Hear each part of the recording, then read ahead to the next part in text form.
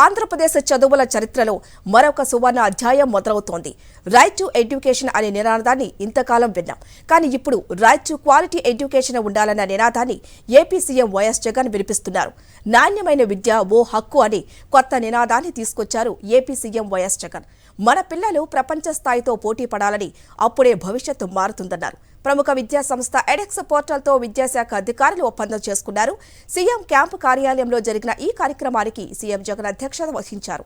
విద్యలో అంతర్జాతీయ ప్రమాణాలు ఉండాలన్న ఉద్దేశంతో మనం చేస్తున్న ఈ కార్యక్రమం ప్రారంభం మాత్రమేనన్నారు.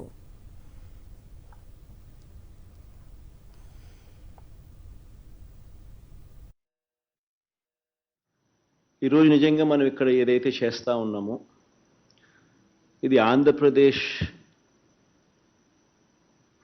చదువుల హిస్టరీలో, చదువుల చరిత్రలో ఇది ఒక సువర్ణ అధ్యాయంగా నిలిచిపోతుంది.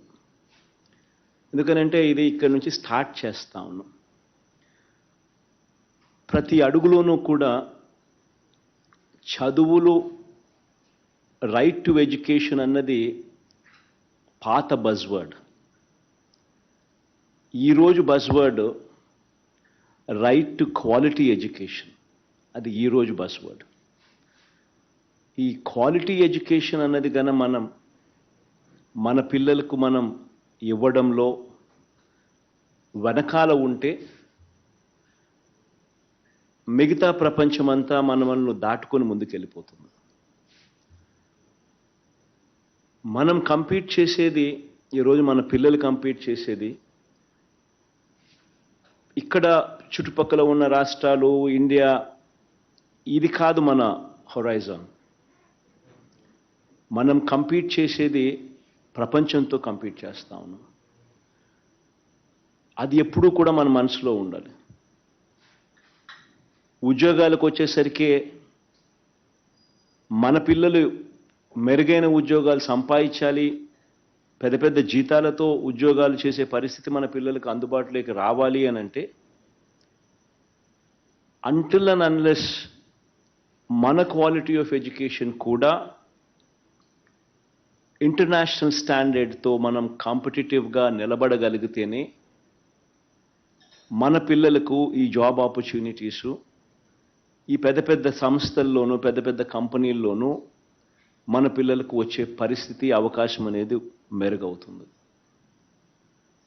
ఈరోజు మనం వేసే ప్రతి అడుగు కూడా ఇది స్టార్టింగ్ పాయింట్ అవుతుంది.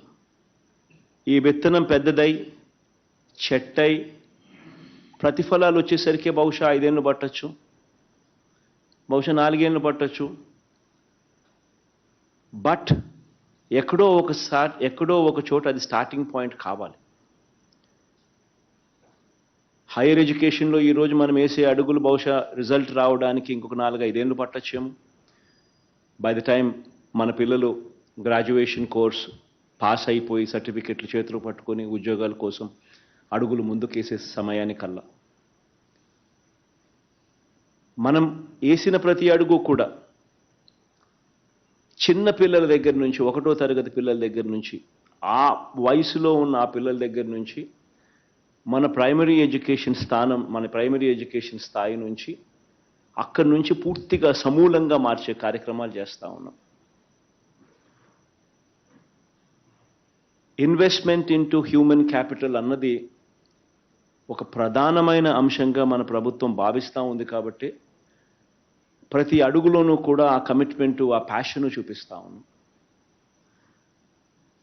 ప్రైమరీ లెవెల్ నుంచి ఎడ్యుకేషన్ ఒకసారి ఏమేం మార్పులు జరుగుతూ ఉన్నాయని ఒకసారి గమనించినట్లయితే, మొట్టమొదటిసారిగా అడుగులు పూర్తి గవర్నమెంట్ స్కూళ్ళన్నీ ఇంగ్లీష్ మీడియం వైపు అడుగులు వేశాం.